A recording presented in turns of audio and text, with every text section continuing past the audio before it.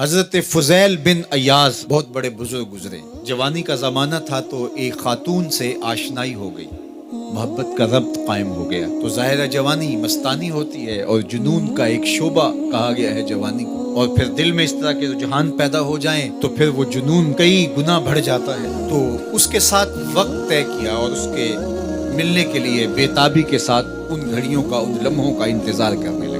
خیر جب وہ وقت آیا تو اس کے گھر کی طرف چلے اور اس کے گھر کی دیوار پھلانگنے لگے تھے کہ ساتھ والے مکان سے کسی قاری قرآن کی تلاوت کی آواز کانوں میں پڑی. اور وہ پڑھ کیا رہا تھا، الم یان للذین آمنوا ان تخشع قلوبهم لذکر اللہ وما نزل من الحق. کیا اہل ایمان پہ وہ وقت نہیں آیا کہ ان کے دل اللہ کے ذکر اور اللہ کی یاد، اس کی محبت میں تڑپ اٹھیں اور وہ خوف خدا میں مبتلا ہو، اور جو نازل ہوا قرآن، اس قرآن کی محبت میں اس کے دل میں خشیت پیدا ہو. بس یہ کانوں میں پڑنے کی دیر تھی کہ دوبارہ گلی میں چھلانگ لگائی اور کہا میرے اوپر وہ وقت آ گیا ہے، اور جنگلوں کو روتے ہوئے نکلے. اور حضرت فضیل بن ایاز پھر ولیوں کے امام قرار پائے. اس آیت نے ان کی زندگی بدل دی. کسی کی 30 سال، کسی کی 40 برس، کسی کی 50 سال، کسی کی 60 سال زندگی یہاں موجود لوگوں میں سے کسی کی اس سے بھی زیادہ اور کسی کی کم.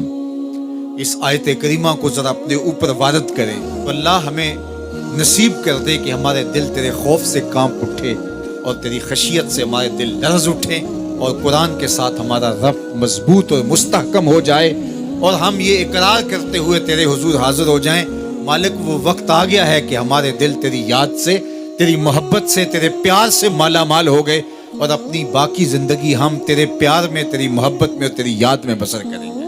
حدیث پاک میں آتا ہے کہ اگر کوئی شخص اللہ کے خوف سے رویا اور اللہ کے خوف سے رونے کی وجہ سے اس کی پلکوں کے بالوں میں سے ایک بال کی جڑ گیلی ہو گئی تو قیامت کے دن وہ بال کھڑا ہو جائے گا، اللہ یا تو مجھے نکال لے یا اسے جنت عطا فرما دے. تو اللہ جل شانہ اس بال کو تو آنکھ سے نہیں نوچے گا، بلکہ اس شخص کو اللہ جنت عطا فرما دے گا. اللہ اکبر. گناہگار کی آنکھ کا پانی اللہ کے غصے کی آگ کو ٹھنڈا کر دے گا. اس لیے ہمیں رونے کا کہا گیا، فَلْيَضْحَكُوا قَلِيلًا وَلْيَبْكُوا كَثِيرًا.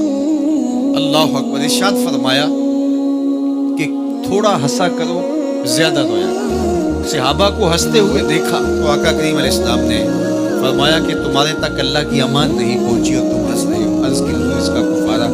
تو فرمایا اس کا کفارہ یہ ہے کہ جتنا ہنسے ہو اتنا ہی تمہیں رونا پڑے. میں اور آپ ذرا اپنی زندگی پر غور و تدبر کریں. ہماری زندگی میں